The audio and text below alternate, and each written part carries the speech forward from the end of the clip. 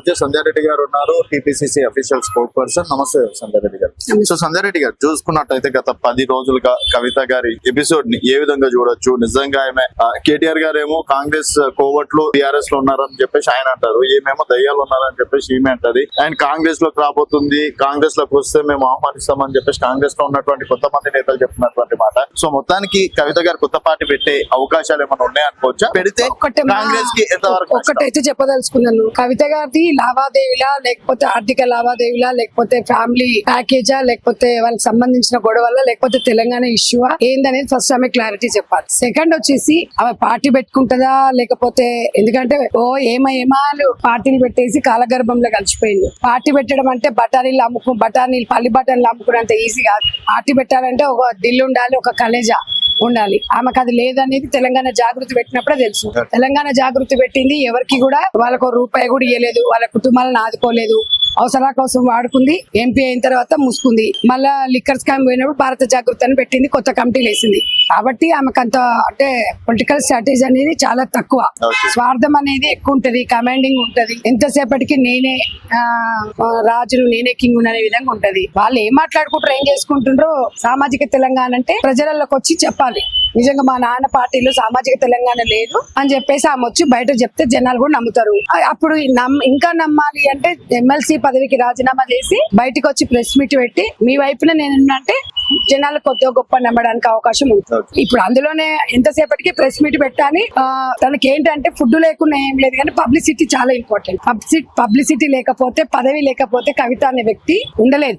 అది మాకు బాగా తెలుసు, ఎందుకంటే మేము 6 సంవత్సరాలు ఆమెతో కలిసి పనిచేసాం కాబట్టి. సో ఆమె గురించి టోటల్ గా తెలుసు కాబట్టి నేను చెప్తున్నా. ఇంకొకటి ఏంటంటే ఆమె గురించి మనం ఎంత తక్కువ మాట్లాడో అంత మంచిది. ఈ రోజు తెలంగాణలో కాదు, దేశవ్యాప్తంగా లిక్కర్ స్కామ్ లో అట్లా హైలైట్ అయ్యింది. ఇప్పుడు ఏదో ఆ లేఖలు రాసేది ఎవరు తెలియదు, ఎవడు రాసిండో, ఎవడిచ్చిండో, ఎవడు లీకులు చేసిండో. మరి రేవంత్ రెడ్డి కోవట్ అంటే మరి కవితనే ఉందేమో అని తెలంగాణ ప్రజలు అనుకుంటున్నారు. మరి ఈ బావ పంచాయదా, అన్న పంచాయదా, అయ్య పంచాయదా ఏందమ్మా? ఇలా తండ్రి బతికే ఉన్నాం కూడా తండ్రికి పిండం పెట్టే విధంగా ఇవాళ కవిత నడుచుకుంటుంది.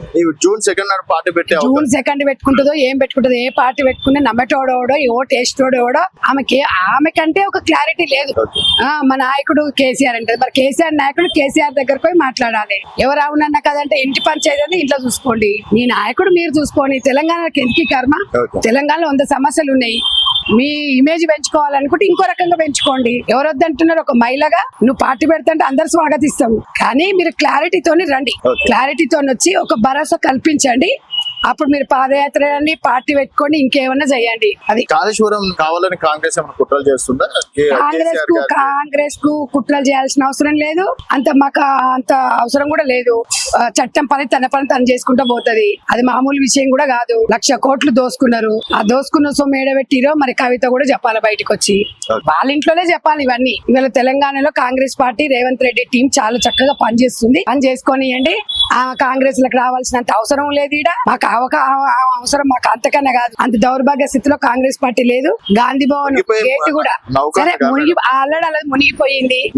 ఇందాక మా కిరణ్ చెప్పినట్టు మునిగి ఆ సామాన్లు పైన తేలితే కదా, ఆ సామాన్ల కోసం కొట్లాడుకుంటారు. కొత్త పిచ్చగాడు పొద్దురుగాడు అన్నట్టు కొట్లాడుకుంటారు తప్ప ఆమె కోసం కాదు. ఆమె లాంటి వాళ్ళు 100 మంది 1000 మంది సైనికులను కాంగ్రెస్ పార్టీ తయారు చేస్తుంది. కానీ ఇలాంటి అవినీతి రాజకీయాలు, ఇలాంటి చిల్లర రాజకీయాలు చేసిన కాంగ్రెస్ పార్టీలో స్థానం ఉండదు. కాంగ్రెస్ పార్టీ ఇచ్చిన హామీలే నెరవేర్చలేదు, కావాలని ఇదంతా ప్లానింగ్ అని చెప్పేసి నేరుస్తాము. ఇప్పుడు దొంగలు కాబట్టి 100 అబద్ధాలు చెప్తారు. మేము ప్రజల తరపున ఉన్నాం కాబట్టి అవును ఇస్తామండి. 400 కాదంటే ఇంకా 800 ఇస్తాము, అందరికి ఇస్తాము. ఇంకా 3.5 అన్ని కార్యక్రమాలు నెరవేరినాయి. మీరు అడిగినంత మాత్రం అబద్ధాలు కాదు. రైతు రుణమాఫీ కాలేదా? సన్న బియ్యం ఇస్తలేవా? ఓట్లు 500 బోనస్ ఇవ్వట్లేదా? విద్యుత్ 200 ఫ్రీ ఇస్తలేమా?